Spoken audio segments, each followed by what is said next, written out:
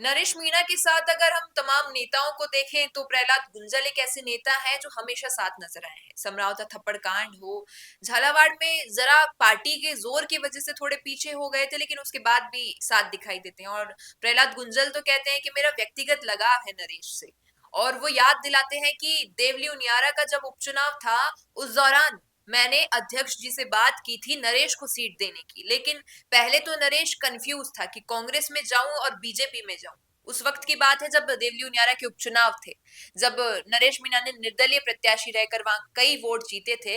लेकिन अगर कांग्रेस और बीजेपी की बात थी तो वो उस वक्त कंफ्यूज रह गए थे, और ये बात गुंजल कह रहे हैं। अब गुंजल ये कह रहे हैं कि मैंने ये बात अध्यक्ष जी से सुनिश्चित कर ली थी कि टिकट कांग्रेस की ओर से नरेश को मिलनी चाहिए, लेकिन नरेश ने गलती कर दी, और ये गलती ये कि बीच में खड़े होकर रोड के कांग्रेस पार्टी के लिए अपशब्द कह दिए। और तमाम राजनीति में अगर इस प्रकार कोई राजनेता कर देता है कि आपने एक नेता के लिए जो बहुत ही युवा है, जिसका बैकग्राउंड हमेशा इस तरीके से झगड़ों से और लड़ाई से भरा रहा हो, उसको अध्यक्ष जी से बात करके प्रत्याशी बनने की बात कह दी। लेकिन नरेश मीणा ने क्या किया, उनकी बात काटते हुए कांग्रेस पार्टी के लिए ही ऐसा कुछ कह दिया। और अब भी यही देखने को मिल रहा है। उन्हें जब अंता उपचुनाव के लिए सीट चाहिए थी तो वो प्यार से या मीठे बोलकर भी कर सकते थे, लेकिन वो टारगेट भी करते रहे, वो नेताओं को कॉल भी करते रहे, कांग्रेस पार्टी के लिए उगलते भी रहे, और बाद में ये उम्मीद लगाई गई कि भाई मुझे अंता में कांग्रेस पार्टी अपना उम्मीदवार खड़ा करे। लेकिन ऐसा नहीं हुआ,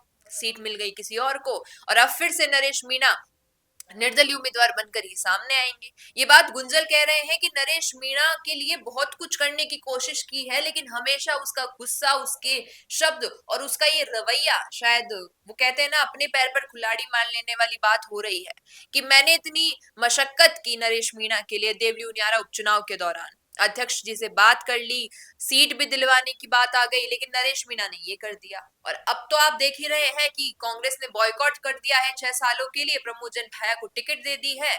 उधर बीजेपी से तो नरेश मीणा ने वैसे ही नाता तोड़ रखा है। अब क्या होता है, निर्दलीय उम्मीदवार रहकर जीत पाएंगे या नहीं, ये तो वक्त बताएगा। क्या लगता है आपको कि प्रहलाद गुंजल के इस भरोसे को नरेश मीणा कब तक तोड़ते रहेंगे और कब तक उनकी इस दोस्ती का फायदा उठाते रहेंगे, बताइएगा कमेंट में।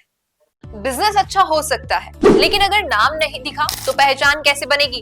अब टेंशन छोड़िए, द फैक्ट इंडिया आपके बिजनेस को देगा वो पहचान जो पूरे राजस्थान में हर किसी तक पहुंचे। न्यूज चैनल पर विज्ञापन, पॉडकास्ट और प्रमोशन के जरिए आप सीधे 5 लाख सब्सक्राइबर और 10 करोड़ से ज्यादा व्यूज तक अपनी पहुंच बना सकते हैं। तो देर किस बात की, आज ही द फैक्ट इंडिया से जुड़िए और अपने बिजनेस को बनाइए हर घर का नाम।